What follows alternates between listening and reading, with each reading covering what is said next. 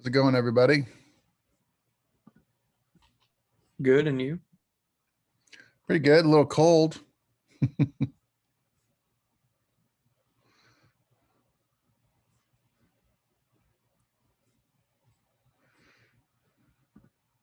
Might have a small group. That's fine.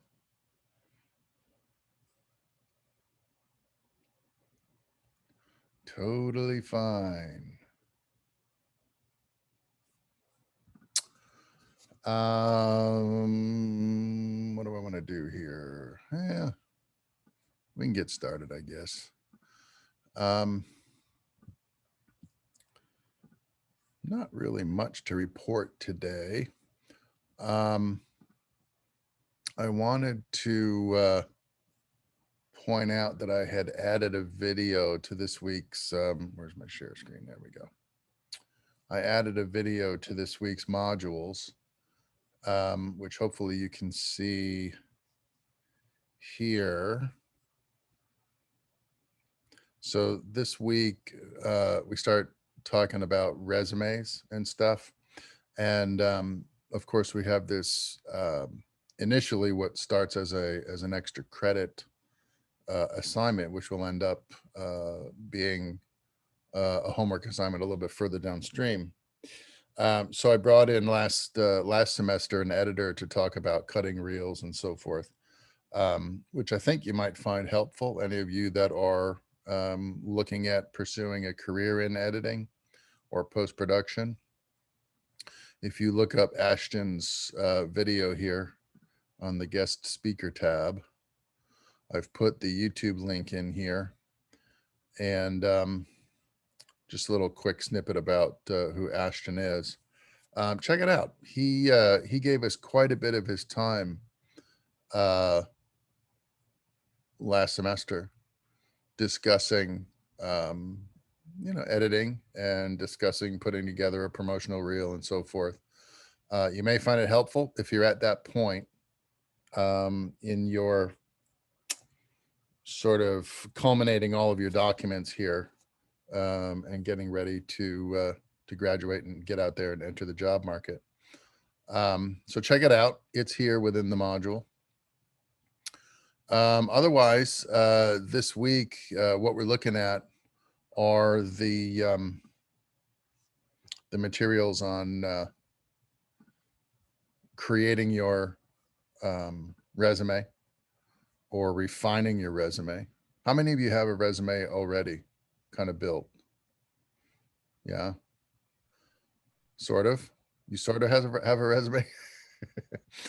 Well, when you say sort of, what does that mean? So like I have a resume, but it's not like I had read through the module, most of it already. So I have like after reading it, I noticed that most of mine isn't like a real film resume. It's like it would be more of I think a CV. Okay. But not like a complete one. Okay. All right. What's your career focus? What do you want to try and achieve when you get out of UCF? Writing's the main focus, but I'm also interested in producing. Okay. All right. So, so you're not really gonna have a reel necessarily. Your resume. Okay. Are you thinking about doing other things like writing website, for instance, that has snippets from some of your work and things of that nature? I haven't done anything like that just yet. Okay. I've mostly just done like some screenwriting stuff in classes. Yeah. Okay. We'll talk about that further into the semester. I brought in another individual towards the end of last semester in November that was talking about creating websites and stuff, especially for people like writers and editors. It's a good point of contact for your clients to be able to just go to a URL and see what you got going on, see what your work is looking like, get a little sense of what your style is like with some writing samples and so forth. I think the resume is maybe the next best thing. I don't know. Personally, I haven't had a great deal of success with resumes over the course of my career. Of course, when I was in the film business, actively working in the film business, I never used a resume, never had to. It was a different kind of environment where referral was more powerful than, you know, any document you could send somebody in an email. However, I think it's a good idea to have one, even if you don't have to use it. It's a good idea to have one to sort of keep track of um,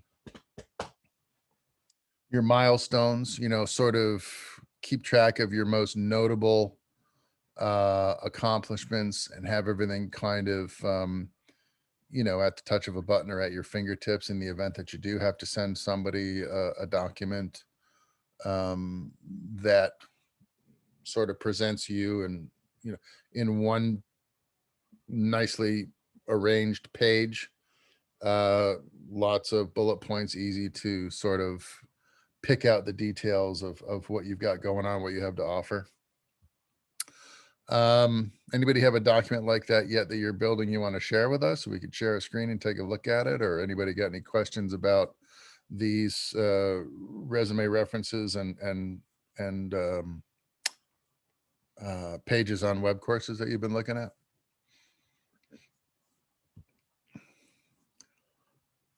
We've got who's this over here?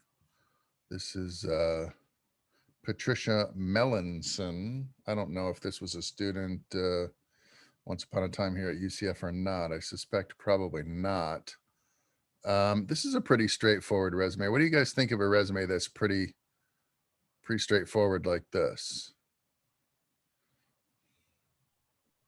And I just know that some employers, they just kind of read down, they like scan, and Yeah. having it all laid out in a certain way is like ideal for them.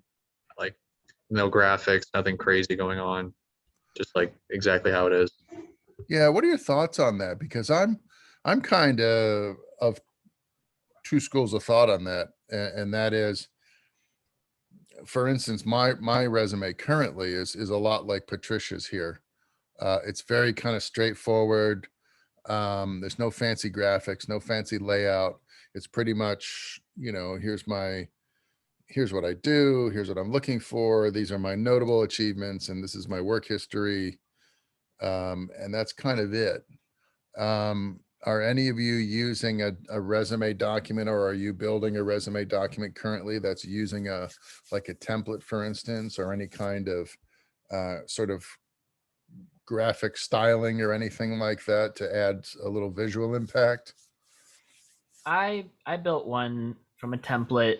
I want to say like 3 or 4 years ago, and then eventually I got upset that I had to pay for the template site every time, so I just remade it in Photoshop and have used that since.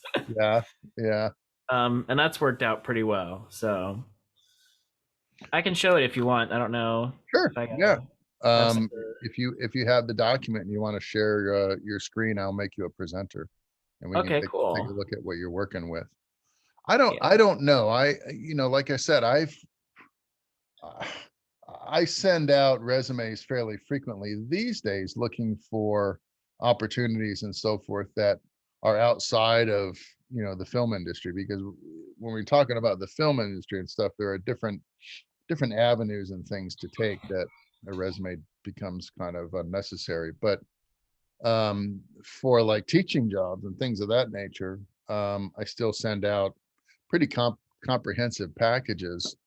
And I don't use templates or fancy graphics. And sometimes I wonder if it might give my resume a fresher feel or a fresher look to have maybe a little styling to it. But Yeah, I'm kind of at a loss. it says screen sharing's disabled right now. Well, I haven't made you a presenter yet. So Oh, if you okay, cool. if you have that document ready, I Yeah, will it's ready. do that. Let's see here. I think I do it by going here. Make a co-host. There we go.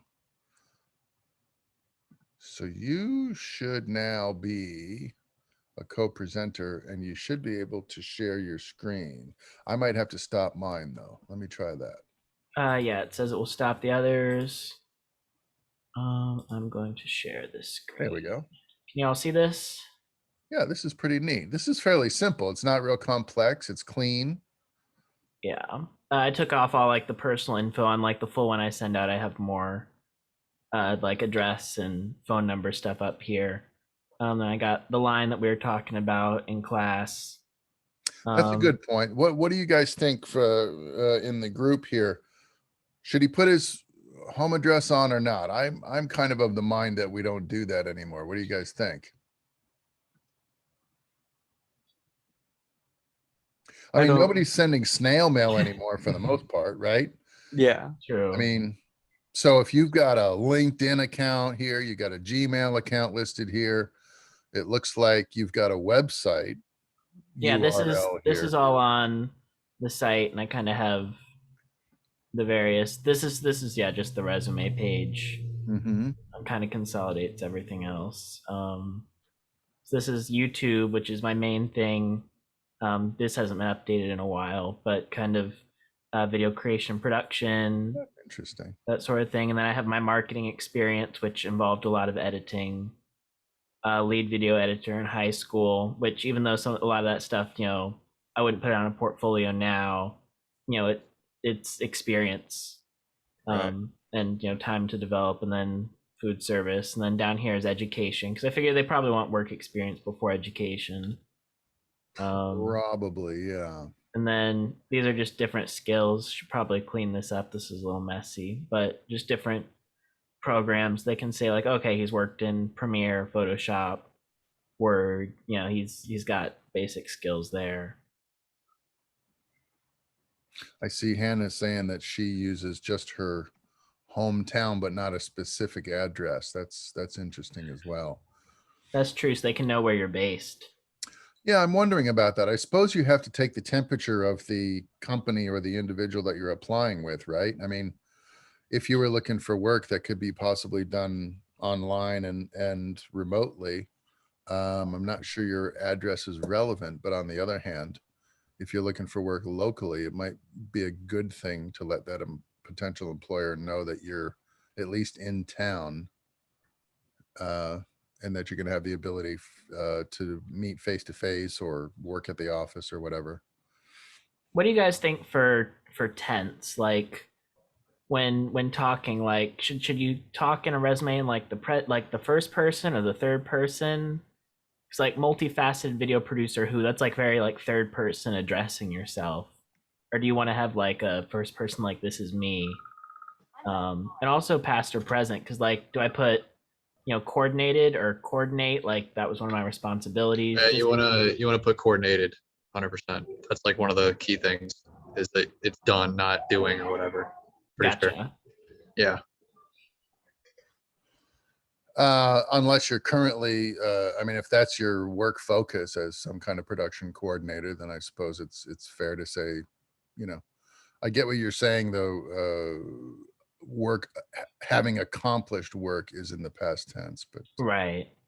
I like it. I think it's laid out nicely. It's clean.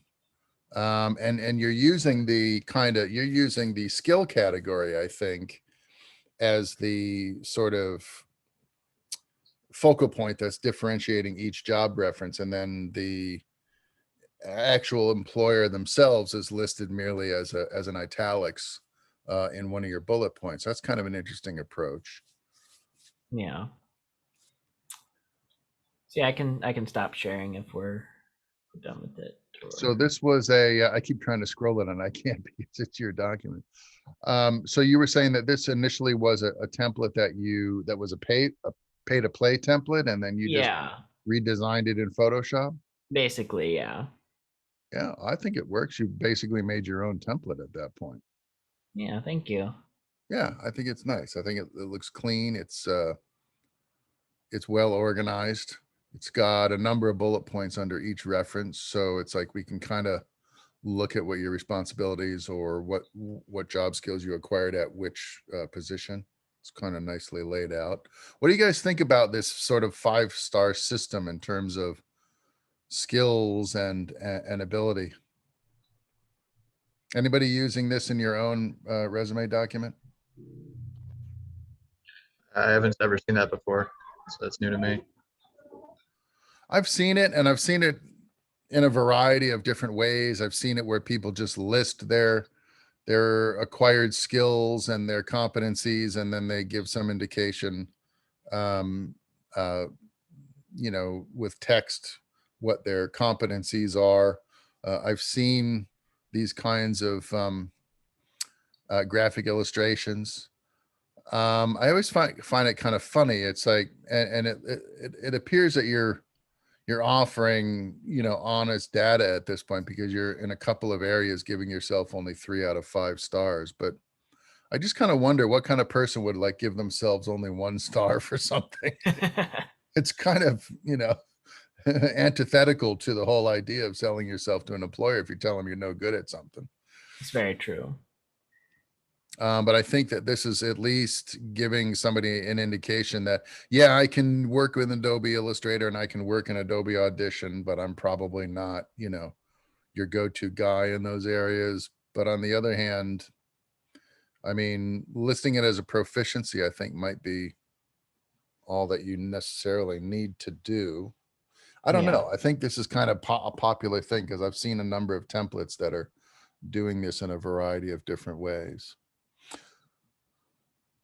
Very interesting. Anyone else have a document they'd like to share? I think this is kind of fun to see what other folks are doing here in terms of, you know, putting your resume documents together. I should probably dig mine out really quick. Do I need to? I probably need to take you off co-presenter now, huh, Edward? There we go. I stopped sharing, so You, should okay. let you have it back. Very good. Well, I'll screen share mine, even though I don't have anything up right at the moment. Oh, this is from the web courses. So, all right. If we look again back at Patricia Mellinson's resume now, in contrast to yours, it looks pretty sparse. It's organized nicely. It's got her experience. It's got her education. She lists her education first after an objective. How many of you are using this objective statement in your resume? I'm using one at the moment. You are using one. Anybody else? If you're not using an objective statement, how are you expressing to a potential employer what you're asking for, or what you want, or what kind of job you're looking for?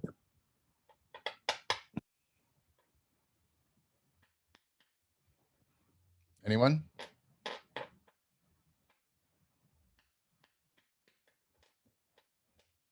This is going to be a pretty short meeting, folks, if I'm not going to get anybody to talk to me. What do we got going on? Who's not using an objective statement in their resume? I'm not. You are not. So how are you letting an employer know what you're looking for? Through your query letter? Yeah, typically what I do is I'll use a cover letter to explain like my goals, Uh-huh. and if I do get the interview, that's like the best opportunity to do that. I feel like for me, the resume is just a template of like what I'm capable of and what I've accomplished, and has nothing to do with my goals within like the place I want to work at. That's an interesting point of view on the objective statement. I think that, and once upon a time, we used objective statements to make very sort of blanket and vague statements about our overarching objective in terms of a career. But for instance, if you want to be an editor and you send somebody a resume, outside of that query letter, they might see editorial references, but until you have a resume that is predominantly editorial credits, it might be difficult for an employer to get a sense of what you want. Let's say, for instance, if that query letter gets separated from your submission package in an HR file somewhere, they just have your resume and it's got a mixed bag of experience under your experience heading. What does this person want? What are they looking for? Right? At that point, I'm wondering if it's more tempting for the employer to set your document aside if they don't really have a sense of what you're asking for, and move on to somebody with a definitive objective statement, you know? Mhm. I use a fairly brief statement that says what I do, not necessarily what I want, but it says I am this, and this, right? Sometimes I send resumes unsolicited to potential clients or employers, and they haven't asked me for anything. But I'll send a query letter and I'll say, you know, for instance, I'm interested in relocating to your city. I have, I, I am this, and this. My experience is this. Highlights of my career have been these. My education is this. You know, reach out to me here, and here. And so my objective statement isn't so much I'm looking for a job doing X, but it's more like, in one line, if I can sum up who I am and what I'm about in one line, it would be this: I am a blah blah blah blah blah blah blah blah. So that's how I'm using an objective statement. I'm not using it like some people will put so let's see what Patricia has put here: position in the field of communications, bringing directly related education, experience, and technical skills. First of all, that's a poorly crafted statement. But isn't everybody looking for a job where they can use their education, experience, and technical skills? Yeah. I don't think that reveals a whole lot about Patricia Melanson in this case. So I would be tempted to recraft her objective statement to be a little bit more pointed in terms of who she is and what she wants.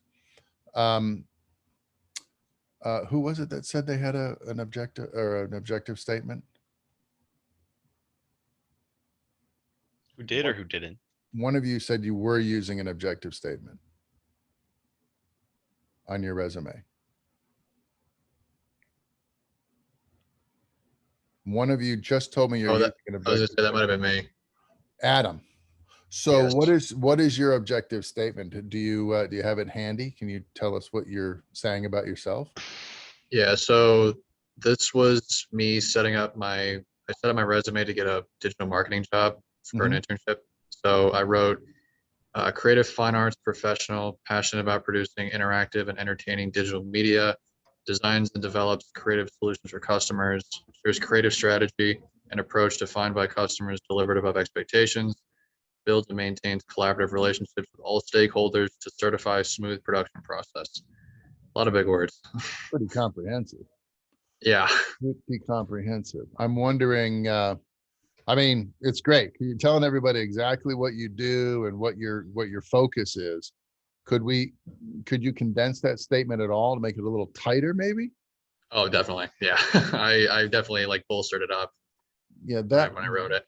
that might be the only criticism I would have is, what's nice about this, even though of course it's one line, possibly because it's an incomplete idea, but to have it in one line like that, I think might be kind of a nice thing.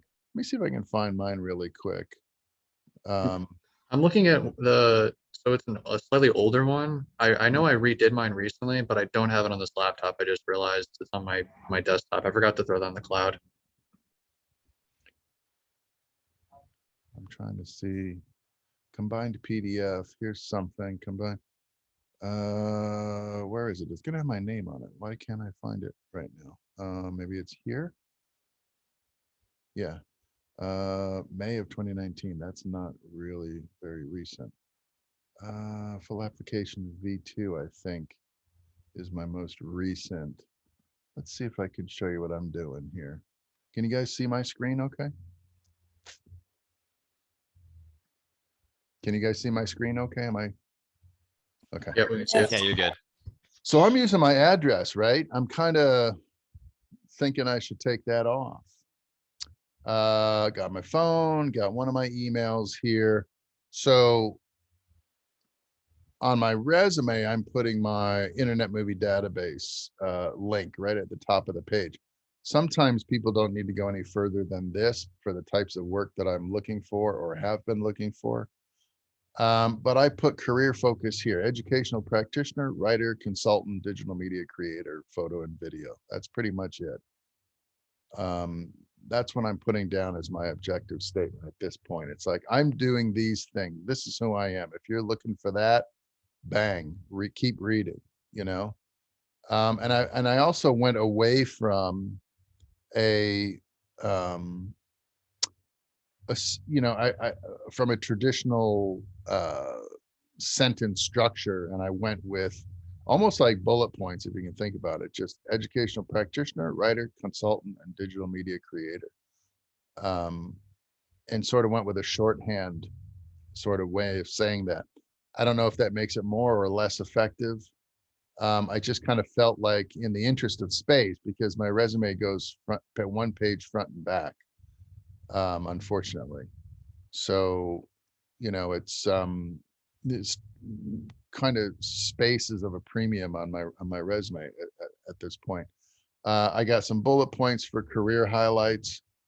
And then I give my education, because it's not a really big section, and then some awards. So if they never turned the page over on my resume, and looked at the back side where my specific experience is being listed, if they only looked at the top page, you would get my IMDb link, which would show you all the movie and television work I've ever done, with the exception of commercials and music videos. It tells you what I'm about, what I'm doing, some highlights, education, and awards. And from that, I think you could get a pretty comprehensive picture of who I am. And then if you happen to go to the back side, because I'm thinking that, you know, somebody's going to pull my resume up and they're going to give me maybe 45 seconds to really hook them on some idea. And then after that, if they haven't seen or heard something that is going to prick their interest, they're going to throw my resume on the pile, or maybe even throw it in the trash. So I figure I've got maybe 30 to 45 seconds to make an impression. This is easy. And if I send it as an online document, I can make this link active so they can click right on it, like some of these links are. In fact, this one is active. 30 years in the film and TV production industry. You can click that link and it'll take you right to IMDb. So when I send a digital package, this document has the links embedded in it, and they can go see my work. I have some photos on a Flickr page. I do have a couple of writing websites that have samples of my work, but I don't have a hot link for that listed here at this point. I kind of took it off because I was changing things and working things around, but I'll probably, when I'm happy with the layout of my current writing website, is probably put that hot link back in so people can go and look at samples of my written work as well. This document that I'm showing you now is kind of a production focused document. So the kinds of links that you can go to are going to show samples and references to that end, not to my writing objectives, which are different, is a different resume. Which is another thing that is worth mentioning, is how many of you have more than one version of your resume? How many of you have a resume, for instance, that's tailored to a certain type of client, and then another resume that's focused towards other types of job opportunities, and the two groups of potential clients or employers are different groups? Anybody have more than one resume? I sort of just I have only like have one. I sort of have like a template, and then I add on to it like as I go, or if I want to curate it, then I'll change like that little intro line I said, the objective, just modify it, Yeah. make a new version. So you are going to make adjustments based on who you're sending your resume to, but you don't have a completely different layout with a different document for a different career objective. No, it's sort of more of the same. It's just edited slightly for each one. Okay. Who else responded to that? Somebody else was saying he had more than one. I just said I only have the one. Oh, you only and then have.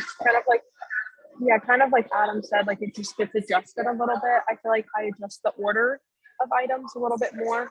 Uh-huh. because it's not chronological. So if I was applying for like a first AD position, I'll move those to kind of the top of the resume page. Uh-huh. And then I have a separate one for work outside of this industry, obviously. But for the film industry, I only have my production resume. Okay. Okay. Interesting. Yeah, like I said, mine is this is a production resume. I noticed that this version doesn't have my MFA on there either. So this is an older version of my resume, but it's basic. My resume doesn't change much. I just add current things as I acquire new experience or new employers of reference. My CV is structured a little bit differently. If we look at my CV, I think I have it in here. References. Okay, here's a version of my CV. Let me move this out of the way.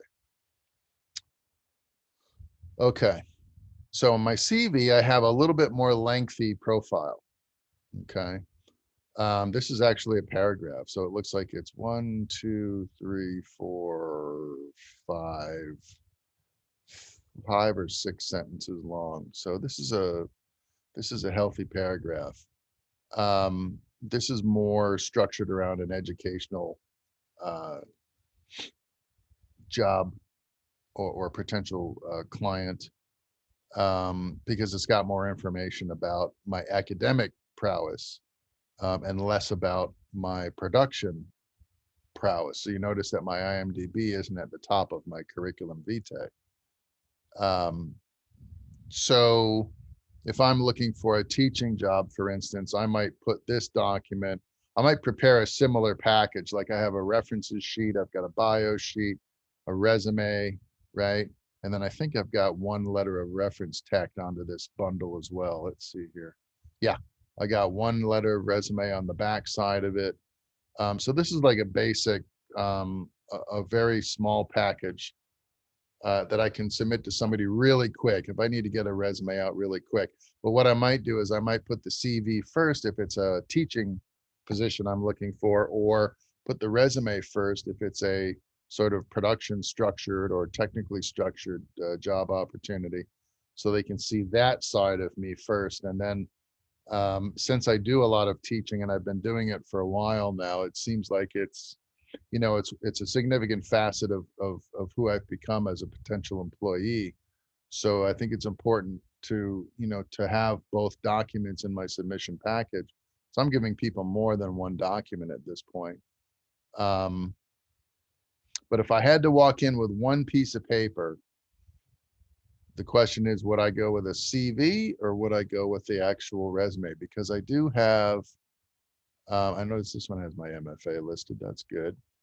I don't have my production experience listed in bullet points here. I've only got it listed as a notable mention. In fact, where is it here?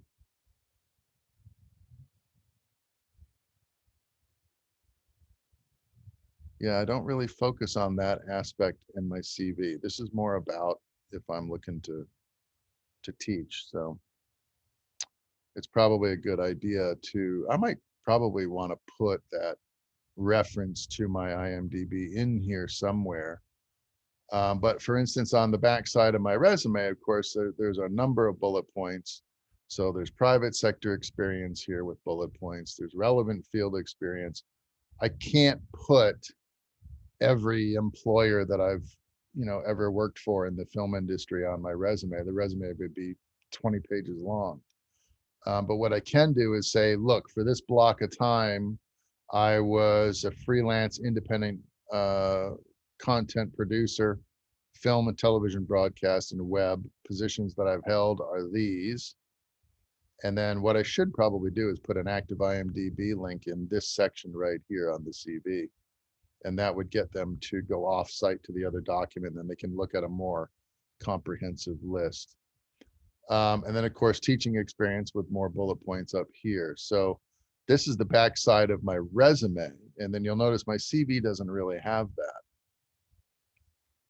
It has my profile, my notable accomplishments, my core skills here, teaching experience, education, and then relevant coursework.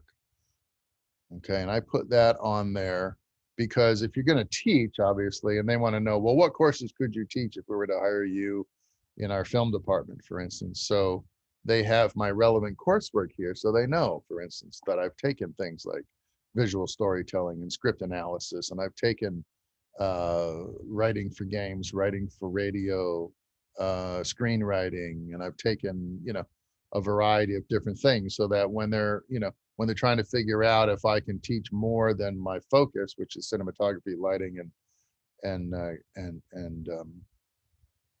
grip work, they know, yes, I have a creative writing MFA. I can also teach screenwriting. I can also teach English comp if I had to, or I could teach, some of those other types of classes. So the CV is important, or the relevant coursework, I think, is important from that point of view. So let me ask you this. How many of you are using a CV? How many of you are using a traditional resume? And how many of you are kind of using the same document and using the terms interchangeably? I've been using the same document. So you don't But have I a have, different like- structured document and calling it a CV. You just have the same document. No. I've been using the same document, but it has my IMDb link on it if they wanted to look at my full experience. Mhm. But I think most of the important ones are on the one page. Yeah. So I just kept one page for that one. Yeah, that's good. My resume is spanning over 30 years at this point, so it's kind of hard to get all that on one page. The best I can do is consolidate it to one sheet of paper, front and back, and then make it so that if they don't flip it over and look at side 2, if they only look at side A, they'll get enough of a sense of who I am. And then maybe they can make a decision whether or not they want to grant an interview at that point. I started using, sorry. No, go I ahead. started using a column structure because I was having trouble fitting my experience on a singular page, but I don't know if that's too overwhelming to the eye to have the 2 columns at the same time, and if I should kind of condense that a little bit. Yeah, is anybody else using double columns or more, triple columns? I did that once upon a time, a long time ago. One of my first versions of a resume when I started building up enough production credits was just one page of just, kind of like what the IMDb is doing now. It was just one page of bullet points. This job, this job, this job, this job, what I did, who the director was, who the production company was.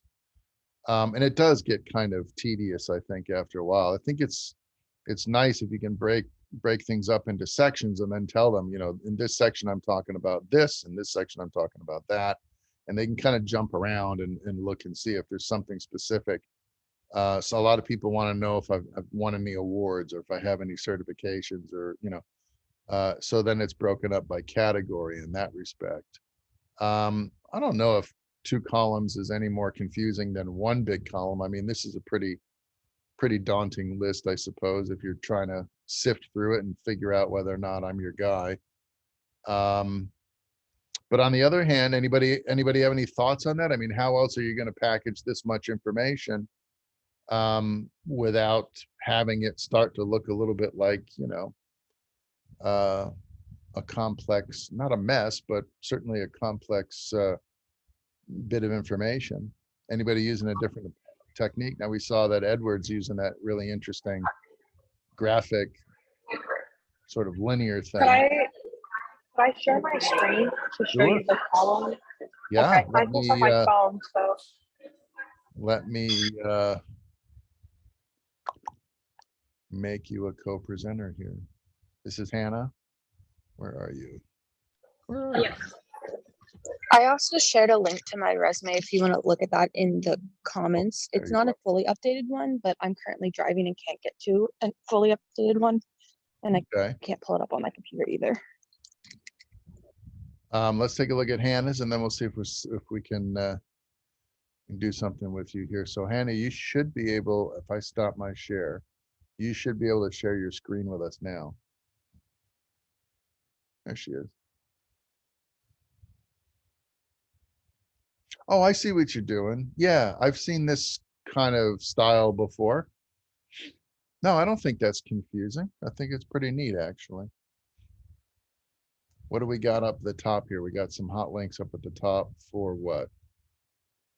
Email and IMDb. Okay, that's cool. Phone number and just the city that you live in. Yeah. Credits. Quick Trip, producer, Harvey. Okay, so this is all your film experience. And then over here, oh, it looks like it spills over into the second column. Education, yeah. Now you've got credits and you got experience. So experience is what? That's other positions outside of production work?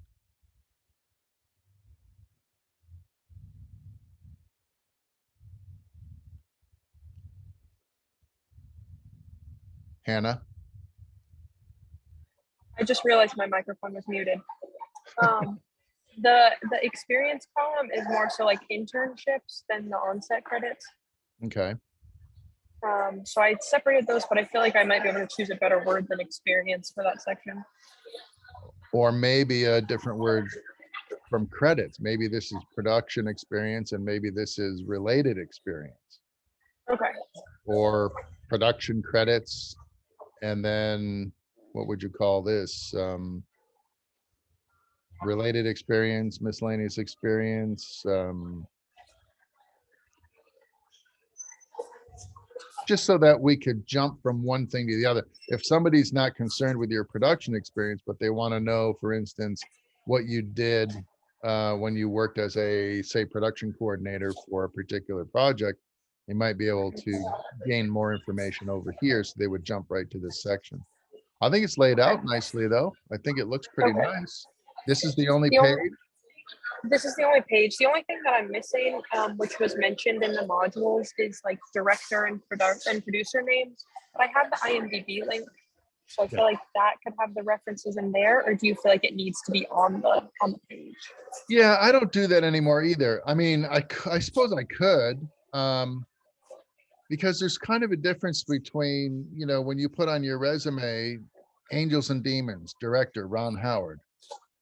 Okay, that might have an impact with somebody, but for something small that I did once upon a time to list a director that nobody knows, I don't know that that really benefits me one way or the other, right?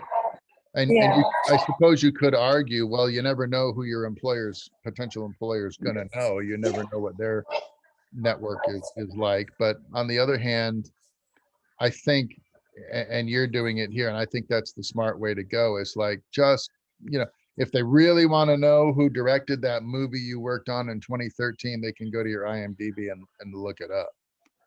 It's more important for you to say, in 2013, I worked on whatever these titles are here, as blank, you know? And I think that tells most of the story right there. And if they want to know any more about it, you've given them a way to access more information. So I think that's fair. I think that's a good way to go. And then I don't have an objective statement because I feel like a lot of my experience is very focused. Do you think it would be beneficial for me to have one moving forward or no? Well, maybe just a quick one-liner. I mean, it's pretty obvious when you look down the list of credits that your prevailing work experiences as an assistant director.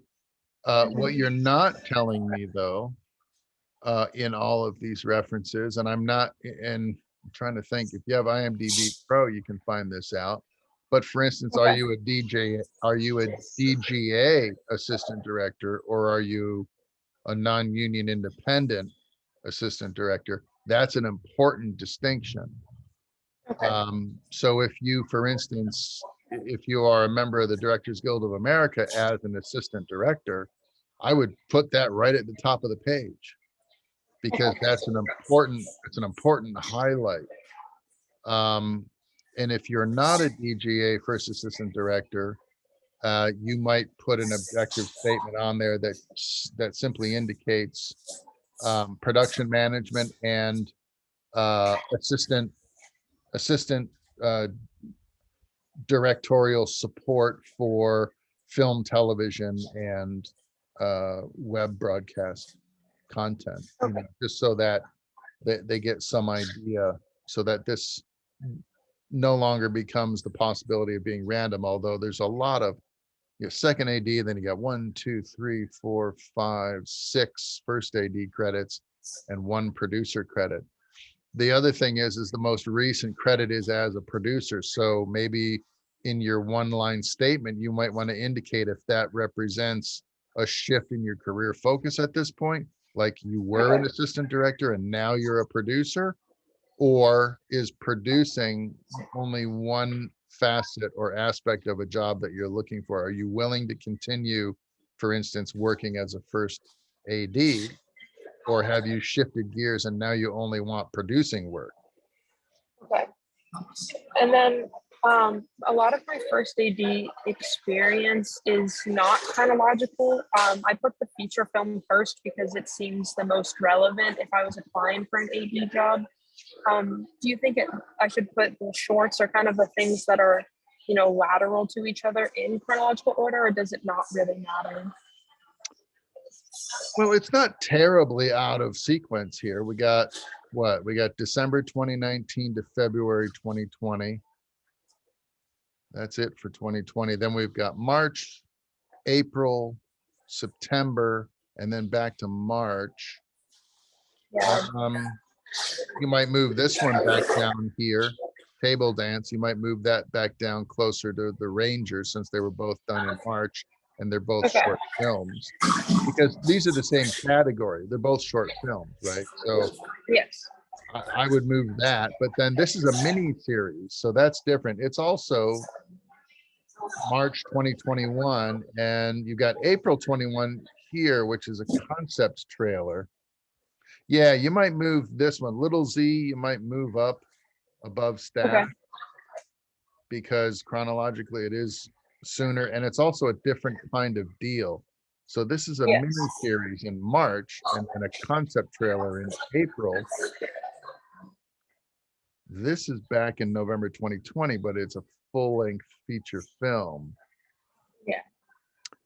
So that's your biggest credit at this point, I'm assuming. Yes, and then I also have a feature second AD credit, but that one I moved towards the bottom to keep all of the first AD credits together. But it is a feature, so I didn't know. But it's also the oldest credit. So I've had some trouble deciding what order to put them in exactly. I see. And we want to go in, I'm assuming that you want to go in descending order from most recent to oldest credit.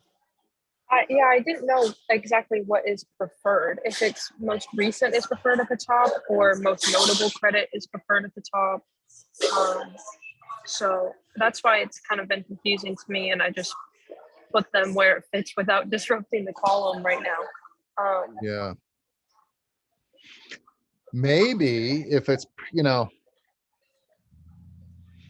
the other possibility is, you know, since these are production credits and we can get dates off of IMDb, if you wanted to choose a different arrangement order based on the kind of work that it was, is maybe eliminate the dates from this column so that we don't have this question popping up. Well, why is an old feature film listed before all these other things?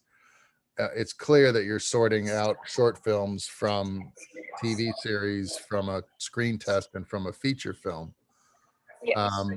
And so maybe it's just a question of removing these dates. I don't know. What do you guys think? Should she remove the dates to make it a little less confusing? The reason why I kept the dates is because I feel like since I am still in college, having the dates there kind of shows a progression of how quickly, because my first credit is second AD from February 2020 was the end of that feature. And then all of my other credits happen soon after that. So I feel like the dates show kind of a career progression in the short amount of time I've been on set. But if that's not relevant, then I don't Well, mind moving the dates. I'm not sure if it's an advantage to show how quickly you got all of these jobs wrapped up. Okay.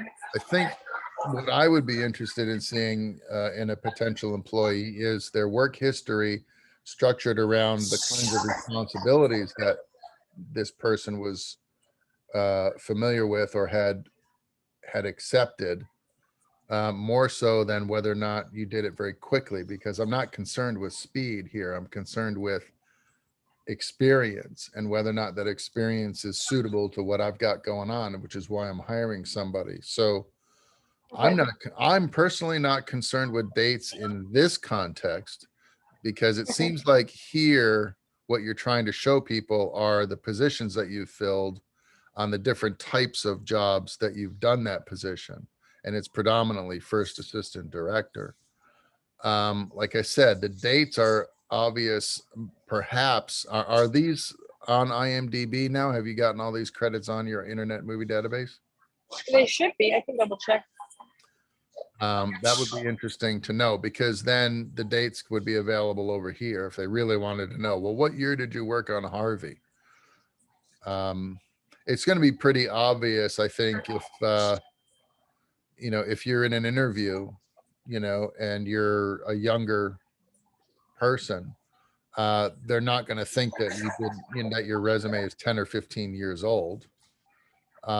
Which in my case, you know, I have credits that go back to 1991, so, or 1989. So, you know, in that case, it might be important to know that the last time I did a certain thing was, you know, 25 or 30 years ago. But on the other hand, you know, if you're young and it's fairly obvious that you're young, I'm not sure that this is really that important. It might work against you to Okay. have gotten a lot of experience very quickly, because we all know in the industry, for instance, that, you know, a production schedule for a major feature film is anywhere from 42 days to longer, right? If you look at some people's IMDb references, you'll see it looks like, oh my gosh, and in 2011, this person worked on 6 feature films. And I look at a document like that has 6 references in the same calendar year, and they're all feature films. I know that that person didn't work on the entire project. So they might have done a day here and a day there, and then they did that on 6 different jobs, and that comprises their work experience for 2013, let's say. And in my situation, I don't value that kind of experience as highly as one reference for the year of 2013 where you worked on the entire feature film. Because if you worked on a production schedule that was, you know, let's say it was 62 days, you know, if you take 62 days and divide it by 5, you get the number of weeks you're on the job. And that tells me a lot more. Because now I know if you were on a job for, you know, 7 weeks, 8 weeks on a feature film, that's a tremendous learning experience. But if you were on 6 feature films in 2013 and you have a tendency to work, you know, because we all in the industry, we know that even if you're working pretty hard, you're not working 365 days a year. You're not even working 300 days a year, really, if you think about weekends and holidays and so forth, and then time off between jobs. The best you might do in the industry is 250, 275 days a year.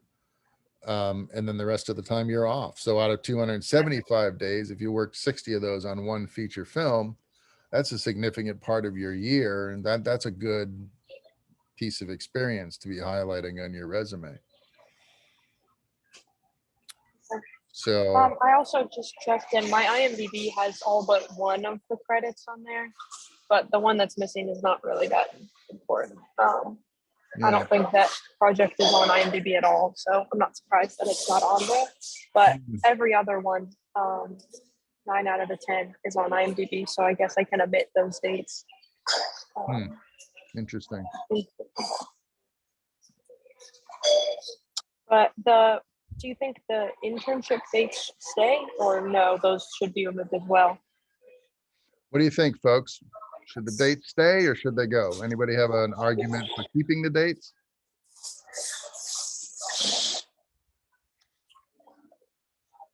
Anyone have an argument for keeping the dates on Hannah's resume or taking them off?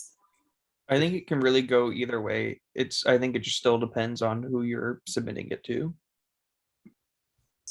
I think that they should stay if there isn't anything about that on IMDb, like with those dates. That way, someone can still know. Mhm. Because if that's not on IMDb, then I mean, you can say that you work there, but then no one can know exactly how long or when. It may be another thing, like if it was like a short period of time, maybe don't include the dates, but if it was like a long period of time, keep those dates. Maybe, or maybe just put a date block up here, these credits were earned in, between the following years. Maybe just put the date block up here because we have the date that you graduated here, right? So this block of work happened between December 2019 and October 2021, right? So you might say production credits and in parentheses 2019 through 2021. The thing of it is that all of these dates conflict with the idea that you graduated in 2022. So all of these credits then, I'm going to assume are student films, Yeah, right? I think So- only one of them is, but Some of these are outside projects. all of them except the producer credit are outside. Okay. Interesting. Do you think that's transparent on IMDb or no? It's not clear on IMDb, although the clues that you have are the category, like if it says short film, most of the time I'm assuming when I'm looking on IMDb, if I see a credit that says short film, I'm assuming that it's probably a student project. Okay. And I'll make that assumption based on the block of years that this resume represents. Okay. Okay. So for instance, if you look at, let me see if I can bring my, what's that say? You want to, yeah. Let me bring my IMDb up here really quick and get rid of that. Let's see here. Here we go. All right, so here's my, do you guys see this tile of all of your thumbnails, or is that just me? Can you see this, what I'm moving around? Yes. Okay, so let me push it off to the side then. So here's my IMDb, right? So I've got something here listed last year or the year before, and then, the dates are chronological. If you look at here though, see all the categories. All right, so here's a short in 2016, right? But otherwise it's, these are production credits, TV series, or, my job position, TV series, TV movie, TV series, right? And then if you look at the dates, the chronology, it's going back to, in this case, here's 1990. And I think a couple of older ones are buried in here somewhere. All right. So you get a sense of the scope of the career in that regard. But if it was only, say, these first few lines, right? If that's all I had on my IMDb, and 1, 2, 3, 4, 5, 6 or 7 references, and 5 of them were short films, and they're all within a you know, a condensed period of time, let's say 2016 to 2020, to me, that looks like a student film resume. That's the assumption that I'm going to make. Just because I'm used to kind of trying to figure out who I'm looking at, who I'm dealing with. Because I go to IMDb, if I'm soliciting for a job on a feature film, for instance, and they tell me the director is so-and-so and the director of photography is so-and-so. If I'm looking for a gaffer job, for instance, the first thing I do is I go to IMDb and I type in the name of the person who's going to be my boss on that movie. And if it's the DP, I'll put their name right in here, and then I'll look at their IMDb reference. Right. And if I see 7 references between the years of 2016 and 2020, and 5 out of the 7 references say short film, and this is a feature film job that I'm applying for, and that's the resume of the person who's going to be the cinematographer, I'm going to either request a meeting with the producer and make specific demands in my work contract. They're going to talk about guaranteed rates and exactly what the expectations are for me, because I know that I might be walking into a situation with a cinematographer who's never shot a movie before. And that will happen. That can happen. Or I'm just not going to take the job, because I'm going to look at that kind of resume and say, this is a film student. I got 30 years as a chief lighting technician. I'm not going to work on a feature film with a boss who has the ability to, you know, scuttle the ship with their own inexperience. And then people are going to turn and look at me as the chief lighting technician and suggest that perhaps I had a hand in the failure of that project. So I'm very careful sometimes to look at the people that I'm applying with or to, and make sure that their resume and experience is similar in scope to mine, so that if I'm going to work for somebody with less experience, then I need to clarify. I need to have a conversation with somebody that addresses the issues. Okay, so I looked at your IMDb for your cinematographer, and I see that this is a job shooting a TV series that's going to go for 22 episodes, and this person's never shot a TV show before. So what is it that you expect of me as a chief lighting technician, given that my boss doesn't know how to shoot television yet? He's going to be learning on the job. So at what point are you going to, what demands are you going to be placing on me? And they might say, listen, the reason we're hiring you with 30 years of experience is exactly because this cinematographer has never shot a TV show. And we want to make sure that he has the support, or she has the support of experienced technicians, because we really want to work with this individual. They showed us something in their reel that we found very dynamic or very appealing. And we want to work with this individual, but we want to make sure that this individual is paired with somebody that can support them and pick up the baton and run with it if things start to go south. And so I'm looking at these IMDb pages with a lot more in mind than simply what did you work on and what year was it. This document, you can read as deeply into this document as you want, depending on what you're looking for, either as an employer or as a coworker. So I don't know if that helps in terms of thinking about your IMDb presence, but if your IMDb is fairly short, I mean, there's nothing you can do about that. The whole point of your early career is to gather credits and as many as you can, as quickly as you can.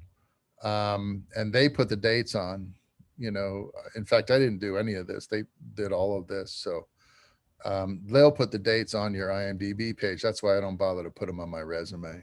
So I don't know if that helps. For the feature film credits that I have on the resume, I put in the descriptions that they were both SAG features, but should I just make that more pronounced so that it doesn't look like it's a student film project, and put that like with the category that it was a SAG feature film? That's probably not a bad idea. Okay. Yeah, And then because not every low budget film is going to have a SAG low budget agreement. And if you do, that means that as a first AD on a SAG low budget agreement feature, the SAG contract paperwork, and how to process actors that are working under a contract like that. And that's valuable experience that you need to somehow communicate to your potential employer that you know how to do this.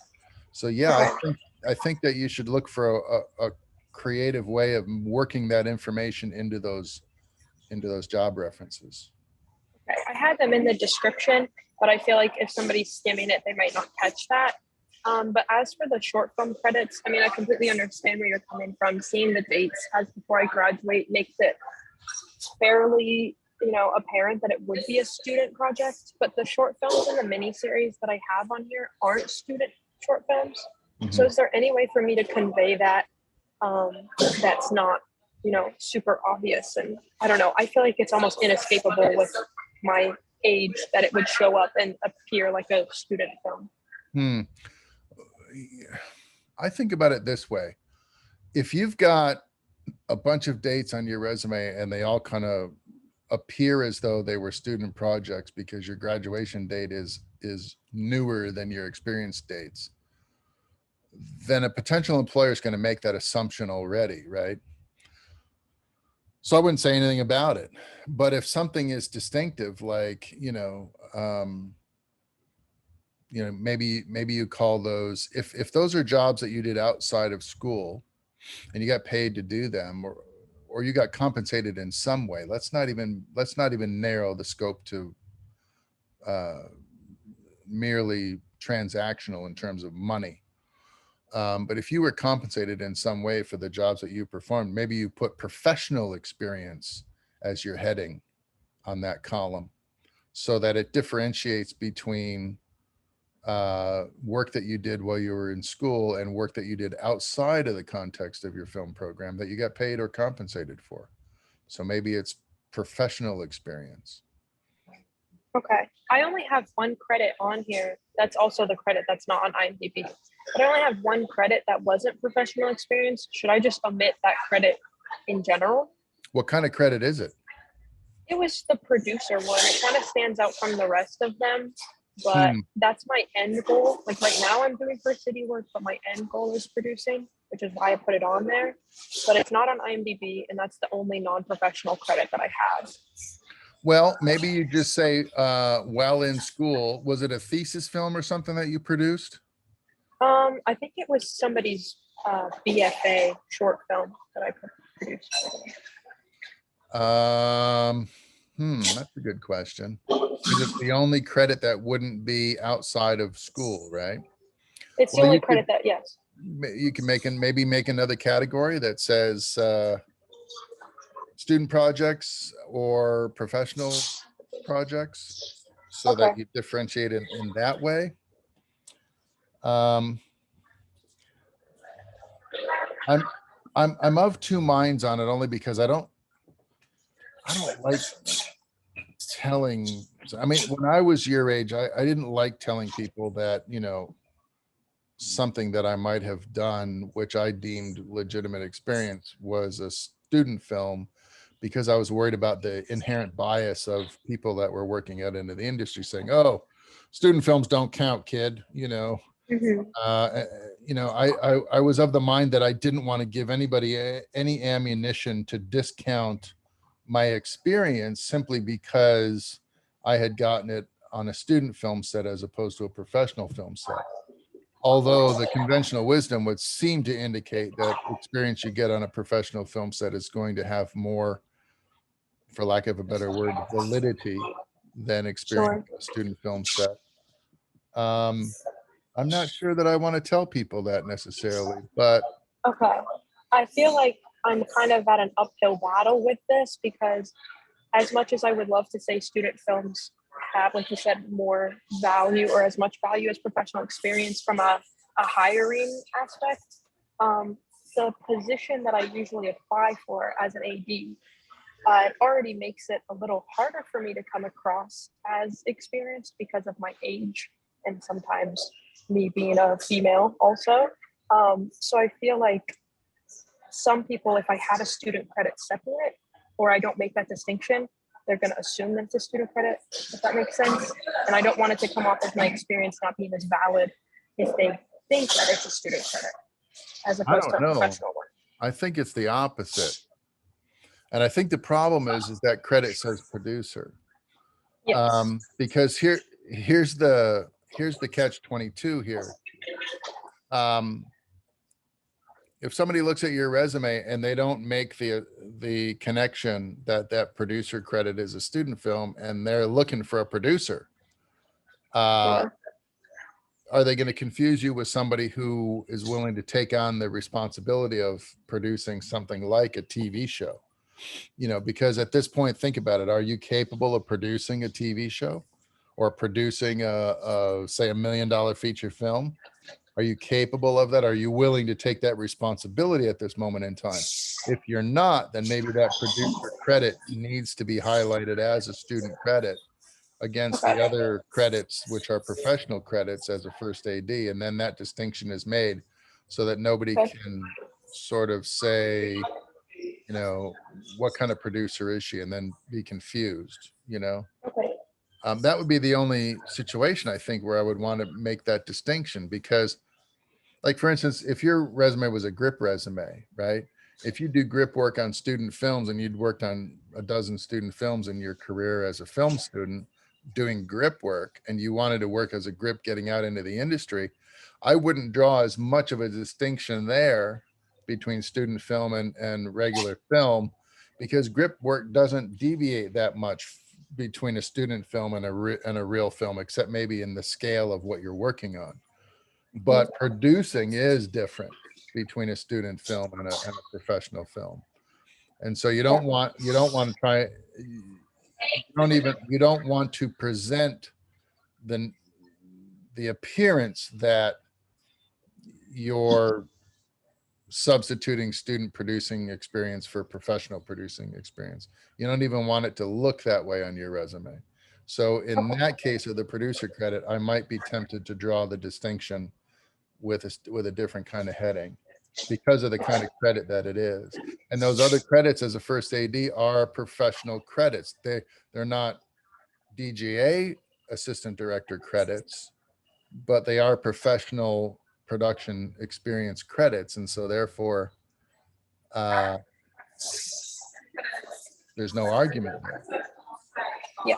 I think the separation of them would be more beneficial to my professional credits Yeah. to make that distinction. And then maybe, you know, lead with your professional credits and put that producing credit at the top of any student credits that you want to list on your resume. So that's the marquee credit that you earned as a student. And then everything above that would be the professional credits that you earned outside of the film program, and indicate that they are professional credits so that people know that. And then I think you probably have it. All right. Anybody have any thoughts on that? Agree, disagree, examples of your own resume that reflects a different or similar tactic? We're just talking here. So, you know, Adam, what is did we look at your resume? I mean, Do you have a copy you want to maybe toss up on the screen? I have it, but it's a slightly older one, but it's not, like I think I mentioned earlier, it was to get a digital marketing job. So it's not even, it doesn't even look like anything for film. Oh, So okay. I still need to work on that personally. I need to like start putting together my IMDb and everything as well. Okay. All right. You guys know how to do that, right? You can go to IMDb and there is see if I can show you the tabs down at the bottom.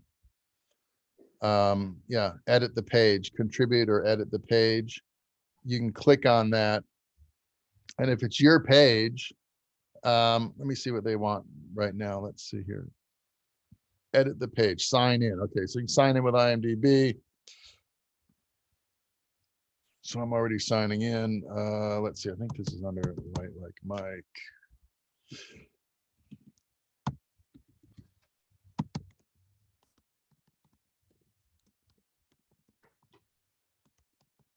Let's see if that's right. Okay, so this is the edit page. So it's going to ask for the correction, and then it's got all these little pull down menus. You got to kind of tell it what you're doing. Is it a correction in acting, non-acting, all the different categories? So I usually go to camera and lighting, cinematography credits, or where is it? Camera and electrical department credits. So if I had a problem with one of my entries, just go in and pull it down. I'm going to add a credit, change a credit, delete a credit. What am I doing? Right. And then tell it what you're doing. And then another page is going to come up with prompts. Let me see if I can do that for you here. Let's say I want to add a credit. Okay. And then I'm going to go continue. And then it's going to ask me, information about that credit. And a lot of times, if it's a project that IMDb already knows about, if it's already on the IMDb radar, the minute you start typing, it will recognize what you're entering in there, and then say, is it this? Is it this? Is it this? It might be a pull down menu of maybe a handful of different projects, and then you just highlight the one that you're referring to, and it'll populate these boxes for you. And then you tell it what job you did. If you have any notes, you can put it there, but you don't necessarily have to. And then you click check these updates, and it'll send this document to IMDb administration, and they'll vet it, and usually takes, I don't know, 3 or 4 days. And then, you check back your IMDb a week later, and your adjustments have been made, and they show up on your IMDb page. So if you have any inaccuracies or any missing information, or if you're building an IMDb page from scratch, if you're going to put student work on your IMDb page, I think there are certain criteria that have to be fulfilled. Like the student project has to have been in a festival, or had some kind of screening that is verifiable. Like say your film was part of the MFA student screening at UCF in 2020. That's something that they could look up, they could reference and find out, the validity of that entry. I don't think they'll take student references wholesale without being able to vet it in some way. Television shows, feature films that you're working on professionally, those are perfectly traceable through payroll services and things of that nature. So it's a little easier to get professional credits on your IMDb more quickly. But this is kind of the process. And the thing about IMDb is, if it's a TV series that you worked on, for instance, and it went through payroll, IMDb is probably going to know about that project already anyway. If it's a student film, it's not likely that they're going to have any awareness of that project. And so you're going to have to give them information that they can verify, and then they'll put that up there for you. They didn't used to do that. Once upon a time, IMDb was only professional credits, and it was only verifiable credits. So, which is one of the reasons why music videos don't appear on my IMDb specifically, because a music video is a very sort of clandestine operation. And even if it had a union contract, it's still very hard to track down and verify music video credits. And commercials also are very hard to track down unless they have union contracts and they went through payroll services. Then it's a little easier for IMDb. But for those reasons, once upon a time, the only things that would show up on your IMDb would be feature films and television shows. And if it wasn't, if your work experience wasn't in either of those categories, and you really didn't have an IMDb page to speak of. Now they're recognizing that people are doing a lot of work and having that work screened at film festivals and things of that nature. And so they're giving those kinds of credits a more recognizable billing, and they're allowing you to put those on your IMDb. You just might have to tell them, because it might not be on their radar. So this is where you would do it. So just go to edits, tell them what you're doing, adding or deleting or modifying, and then hit continue, and it'll take you to this data page and fill it in, and you're good to go.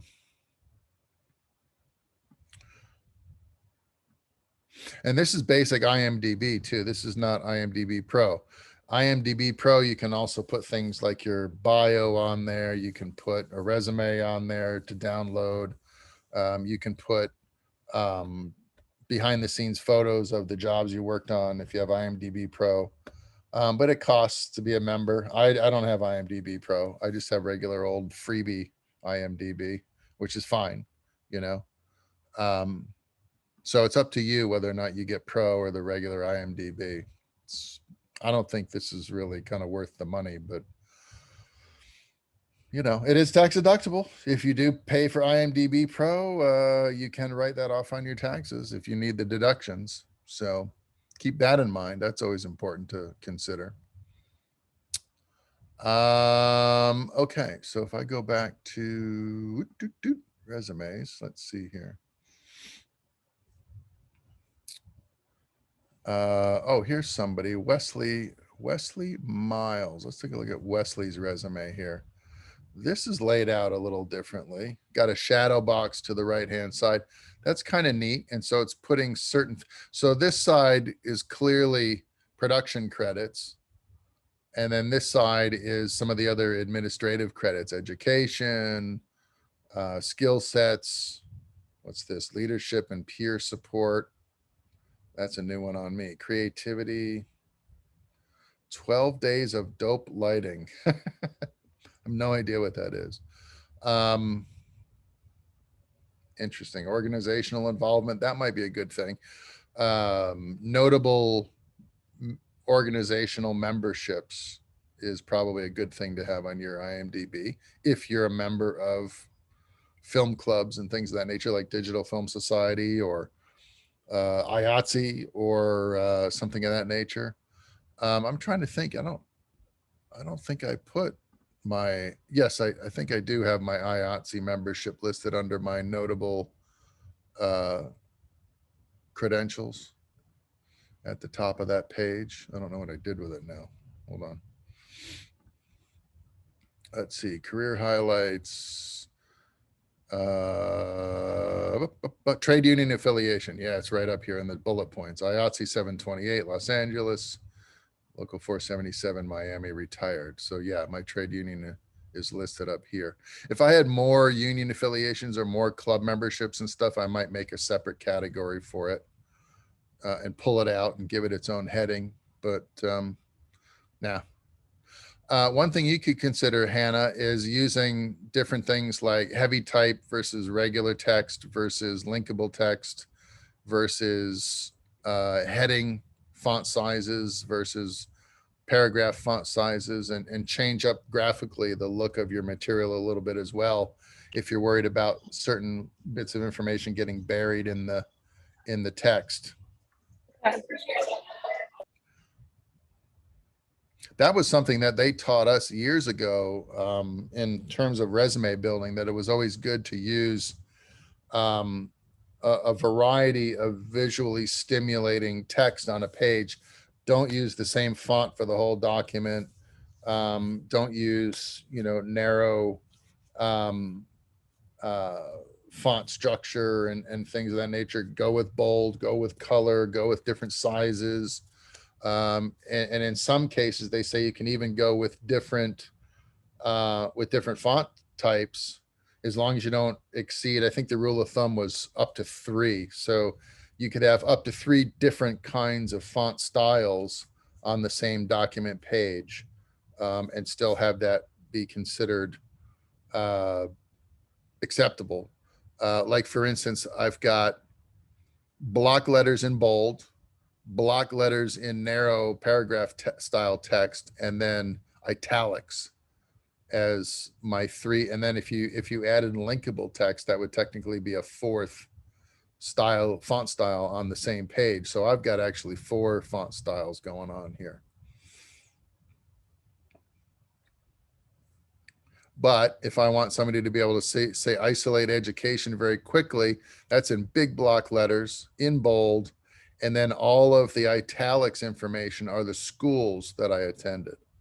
So if they were looking for, well, where'd you get your education? Very quickly, they can see the italics is a university, and each one of these italics lines is a university. So in that way, they can find that information very quickly because of the difference in the styling.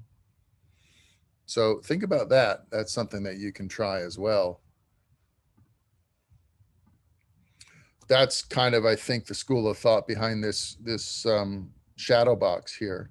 This kind of information is all kind of the same type of information, and it's sort of ancillary, and the critical information is over here, the production credits. And look, boom, boom, boom, boom, boom. It's just a bunch of line items. This is what I did. This is the name of the job. This is the date that I did it. Ba-doom, ba-doom, ba-doom, ba-doom, ba-doom, ba-doom, ba-doom, like that. IMDb style. Up here under work history, it looks like they're differentiating in job descriptions. And then this is job titles, which is to me kind of the same thing, but lighting and grip intern, videographer, media specialist, founder and CEO of media services, resident assistant. I don't know. Here's something that kind of stands out to me. Founder and CEO of W72 Media Services, Charlotte, North Carolina. To me, that stands out as oddly separate from these other types of credits that are here. And I would be tempted to not put that in. In fact, I'm not sure that this entire upper block is necessary given the structure of this column of information and the types of information contained in it. I mean, if you're in the industry, you know what a gaffer is and what they do. Do I need to restate it up here? Not really. So I'm not sure if this is entirely a good idea at all here anyway. And then you got more room for some more credits if you've got them. I don't know. Any thoughts on that? Anyone?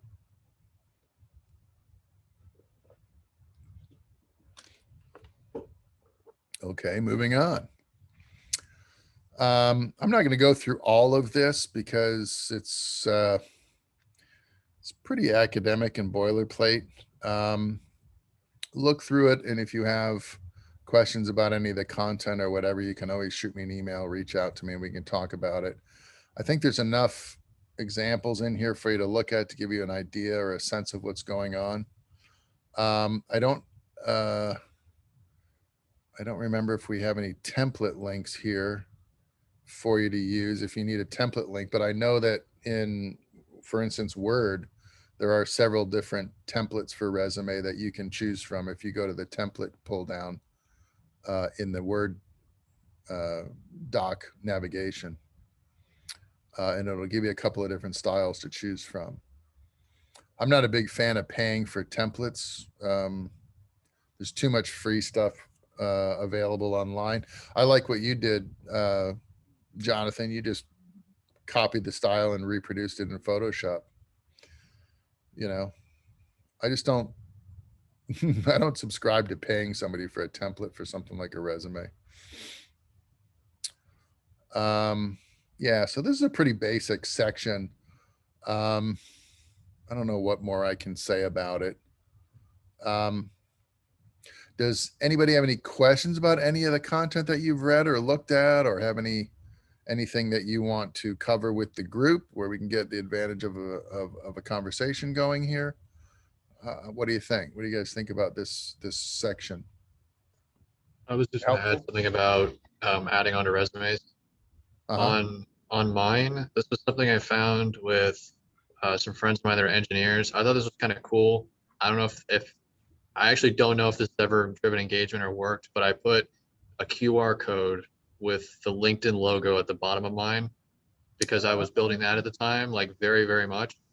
And that's something that I think when I got my last job, I want to say I think he took his phone and like scanned it, and it brought him there immediately, like straight there. That's pretty cool, actually. Because that's something I saw with someone named Alex. I know he got a job at Tesla, and that was one of the cool things on his resume. I'm like, oh, what's that? But I think his went either to LinkedIn or it went to somewhere else. Interesting. But it just supplemented his resume, I guess. I wonder if IMDb has a QR code that you can do instead of just embedding a link, an HTML link in your Well, document. I know LinkedIn had it like you can just make one, but I'm sure there's a way to just make a QR code that like, you know, I don't know what you call it, like an extension where you like you do the QR code, then it takes you, not directly there. Although I suppose the caveat there is the only way to use the QR code then is you have to have your cell phone handy. Yeah. And then you have to access the document through a different device. So if you're working on your laptop in your office and you're reviewing resumes that have been submitted to you and somebody's got a QR code, then you've got to shoot it with your phone and then you're looking at a document over here and a document over here. I don't know how that would go down with a prospective employer or not, but what I do think is that it's interesting because it shows that you are accessing technologies and that you're kind of in that mindset where you're using contemporary technological advances and power to connect people with your information. And I think that shows well on a document like a resume. Maybe you have both things going on. Maybe you've got a IMDb link and a QR code, so that if somebody's accessing your resume on their phone, for instance, maybe they're on the go or they're in the car on their way to another meeting and they're looking at your document, and then they can access your document from the same device they're looking at your query letter from. Maybe then it works to their advantage. So it might be a good idea. It shows that you're using current technology and you're kind of up on that thing. You're hip to that whole communication potential vibe there, which shows well for certain types of like corporate clients and stuff. I mean, that was relevant because I was applying to jobs on LinkedIn at the time. So I figured like, hey, they're already looking at it. So it's already in their ballpark. So if you're doing it with film, then if IMDb somehow has a QR code option, I feel like that's not a bad idea. Because if they're already thinking about it, then they might already have the app on their phone. So it might load instantly as far as I'm concerned. It might. Yeah, I'm inclined to agree. Let's see if we can figure that out. Let's see if IMDb's got And Jake mentioned Linktree. I don't have Linktree. I think it's Link Bio, but it's like very similar. It's like a thing you click on it and it shows like buttons and boxes, and you could put like your website, your Instagram, sites you've worked on. Yeah, it might be the This kind is of thing less that- for like, sorry. No, go ahead. This is less for already online application and more so for in-person, like convenience. But I remember meeting some people who started to do this in Atlanta, and they have something on the back of their phone case. And when another phone taps it, it automatically takes you to their website and their reel and all of their links. I don't remember the name off the top of my head, but I can find out and put it in the group discussion if anybody's interested in that. Yeah, that would be really neat. I think that would be a good topic of conversation. I thought about making a card that had a QR code on the back, like to a Linktree or to like a LinkedIn or an Instagram or something, but I couldn't decide on what to do. So I just kind of set it on the back burner because business cards are kind of, I feel like I see them less and less. And it's just harder and harder for me to get it in my hand, I think, honestly. Yeah, a business card is an interesting kind of document. I think you should have one, but just because you have one doesn't mean you should always use it. And the rule of thumb is, if you're networking and you're in mixed company, definitely bring your business cards, but then don't offer a business card to somebody who hasn't asked for it.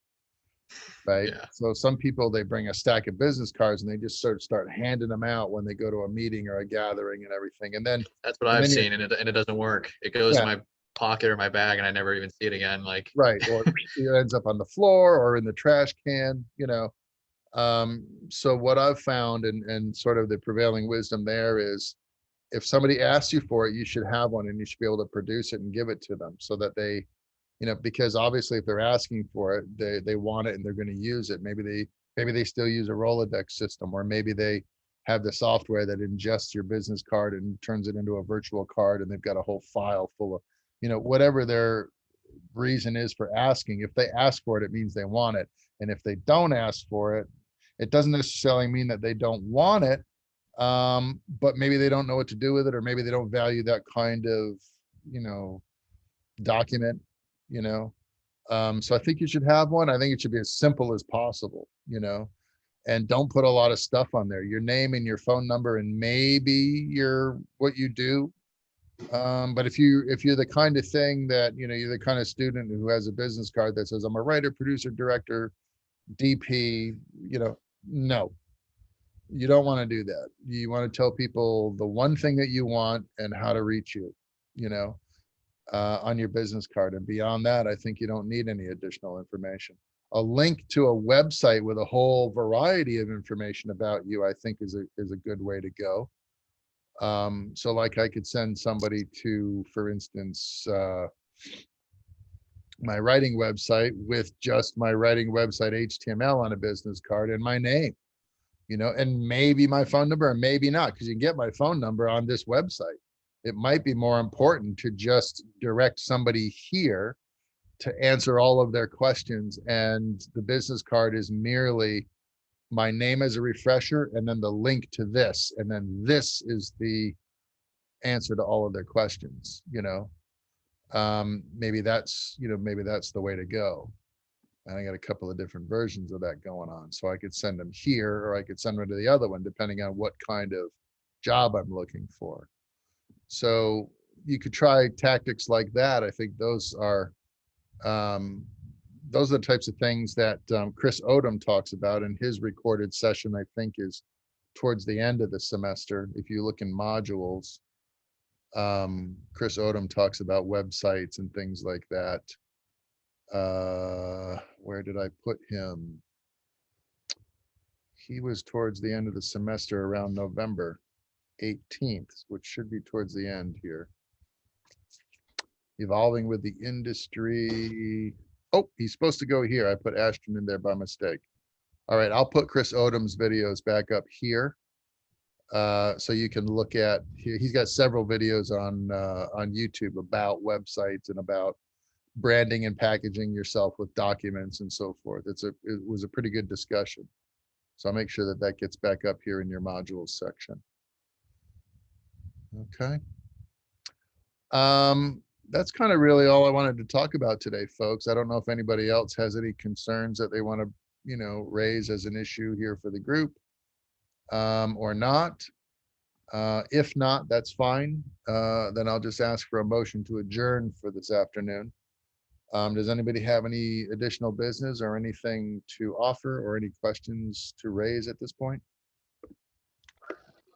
There's a company called Popl, Popl, that does sort of, I forget who was saying it, where if you tap their phone to it, it takes them to like a certain site with all the links. And it comes in like a business card size or like a jump ring with a little attachment to put on your keychain and stuff. And they're not too terribly expensive. Popl, I screwed that up. Popl, Popl. Official website, your digital business card, is this what you're referring to? Yeah, that's it. That's pretty cool. So yeah, here it is. Oh, this is the cell phone thing. There you go. So are you putting a decal on your phone, or is that just sort of a graphic illustration of what's happening internally? I believe that's a decal. Under, like, if you shop, they have a bunch of different ones. Like they have wristbands or keychains or like business cards if you want. They're just the dots that you can like sticker onto the back of your phone. They Okay. just have a lot of different options for what you can do. And So they're customizable too sometimes. it's some kind of electronic badge that you're going to put. This one says works under your case. So I guess you can put this on your phone, but under your little impact case there. And it's going to read it electronically. So that's interesting. Wristbands. Here you go. Wristband with a QR code on it. Here's a card with your code on it. That's kind of cool. So is that kind of what you were thinking of, Adam, as you put your QR code on one side of the card and maybe your name on the other side? Yeah, it was kind of similar to that. It looked, it didn't look exactly like that QR code. It looked a little different. It was like more minimal, I think. Uh-huh. Interesting. This is Yeah, this is the it looked brand more that I like was talking about. it looked more like just a square, not the circle. Like this. Yeah. Cool. Yeah, this is neat. I didn't know about this. This is cool. Yeah, this is a cool website. So in other words, now we have the ability of manufacturing our own QR codes with our own maybe embedded HTML information to a website, for instance. Is this what you're alluding to, Lydia? Yeah, so I think that's because there should be a website where you can generate your own QR codes to anything. And so you have that, or if the person just taps their phone up against it, as long as they have a newer phone, it'll automatically pop up on their phone, almost like AirDrop for iPhones and stuff like that. It just sort of comes up like that as a link. Yeah, here's another. Yeah, that's pretty cool. Does the person that is tapping your phone, do they also have to have the Popple application in their phone? I don't believe so. I believe it's just, it'll come up like you were, as if you were scanning a QR code on your camera phone or on the camera on your phone, where it pops up with, do you want to open this link? I don't have one. I've just seen one and thought of considered them, but I don't have my portfolio finished yet to be able to justify that. Yeah, I'm This kind is of, the one that I came across earlier, and you don't have to have any like application, or you don't have to have a Popple yourself. Somebody, you just have to unlock your phone, and then somebody, you tap the other person's Popple decal or the back of their phone, and it automatically brings up their website for you. And then it also shows all of their contact information, and you can press a button and directly save their contact to your phone. that's kind of neat. If you ever go to like a convention or a symposium or something and you're meeting a lot of people, then you don't have to carry physical business cards with you either. You just have to have your phone, which you're going to have anyway. It's not like you're going to show up without a phone. Yeah. I like this. This is very cool. Yeah, please do put it up in the discussions for your colleagues who didn't come to the live session. They'll be able to look this up because this is pretty cool. The only thing I'm sort of surprised is that they don't have any kind of tutorial video or kind of awareness video. This is Popple. This is how it works, and give you some idea. Because I know what a QR code is. I know basically how they work, but the last time I looked at technology like this, we couldn't make our own. It was like so knowing that you can make your own now, you can do this yourself and integrate it into things like your phone or into these objects like cards and wristbands. I think that's really cool. I think people need to know about this. So thank you very much for that. I was gonna say, if you press help, there's tutorials in there. I just checked. Is there? Yeah, there's I think 4 videos. Sign up for support, how to activate, how to pop an iPhone, how to pop an Android. Yeah, cool. Popple Pro. Cool. We like it. Thank you, Lydia. Yeah, this is good. This is really good. Very good. Cool. Well, that was a neat little sort of last minute addition to the conversation. So awesome. Thanks for that. Anybody else? Anybody else have anything? Any announcements, information, gossip? All right, then. Shall we adjourn for this afternoon? Do I have a motion to suspend business until next week? I have one motion. Do I have a second? All right, that's a second. Thanks for your time and attention, everybody. I appreciate it. Thanks for coming to the live session. I know that it's not that convenient on a Tuesday to do so. Appreciate you coming. If you have any questions for me, if you have anything that you want to cover in a private message or a private Zoom, feel free to reach out and we can do that as well. Email me through web courses. Otherwise, let me just check the chat really quick. It looks like nothing pressing in there. All right, folks, thanks so much for your time. Appreciate it. Have a good afternoon. I'll see you all next week. Yep. See ya. Take care. Thank you.